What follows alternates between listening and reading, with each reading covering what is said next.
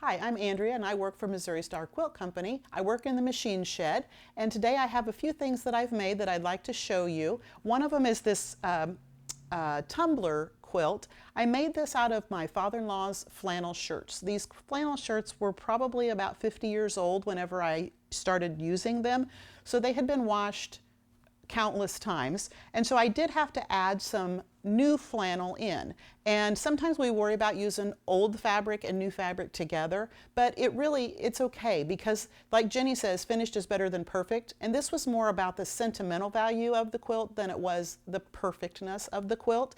And so I used the tumbler block that we sell because I wanted to use as much of the fabric in one piece as I could, and I wanted to also save on I wanted you to see the pockets on the fronts of the shirts because I thought that was neat. So I chose that template because I wanted the big pieces, and I did add in the old and the new, and it's a little wonky, but it's finished, and it meant a lot to my husband when I gave it to him, and that was what I was going for. And then I just added some denim for my borders because flannel shirts and denim just kind of go together. The other project that I've worked on recently is this Kansas City Royals sweatshirt. I just used scraps. So sometimes we have scraps that are tiny or bigger. This is just a little bit. I just went to the blue stash and grabbed out some of the blue scraps that I had, sewed them together in the simple 4-patch method, and then I just used I just printed like a stencil off, found a font that I liked, I printed it and just put it together. I did quilt it before I sewed it on. I would say that if I do it again, I probably wouldn't put the batting in there just because it makes it kind of stiff and not as soft as I would have liked. And once it's on here, you really wouldn't know whether it was quilted or it wasn't quilted because you get the quilted look still. So I made that. That was super fun. I think you could do these for any occasion. You could do them for whatever your favorite team is, or whatever holiday or event that you want a shirt for.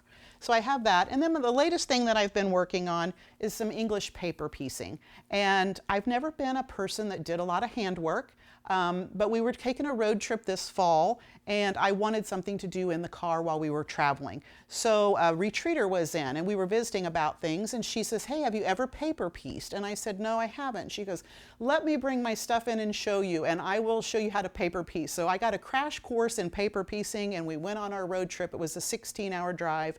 So I made lots and lots of hexies on the way. And then I wasn't sure what I wanted to do with them because as a quilter, we like to see we know what the finished product is going to look like. I was just making hexies and I had no idea how many hexies I needed because I didn't know what I was doing. So then when I came back from the vacation, shortly after, Missouri Star came out with these great denim pieces that we do our embroidery on. And so I'm not an embroidery person. I don't know how you say that.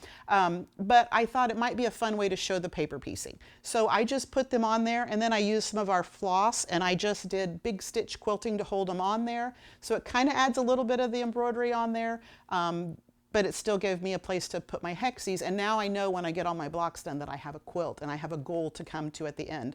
Or you can totally just make a quilt out of these, but they're super fun to do. It does give you something if you're not a person that has done handwork. It was an easy thing to do, and it was an easy thing to learn, very forgiving. So that was my latest project that I've been working on. So if you stop by the shop, if you're in town, come by and see me at the machine shed. And a couple things you may not know about me is I have 3 children, I have 4 grandkids, and the other fun fact, I guess it's a fun fact, is that I volunteered in the women's prison system for 12 years. So I really enjoyed that. I enjoy people, I enjoy talking to people. If you come in the shed, you'll find that out, and I'll visit with you when you come. If you've done any of these projects or anything similar or fun, things that you want to show, be sure to post them and hashtag MSQC Show and Tell.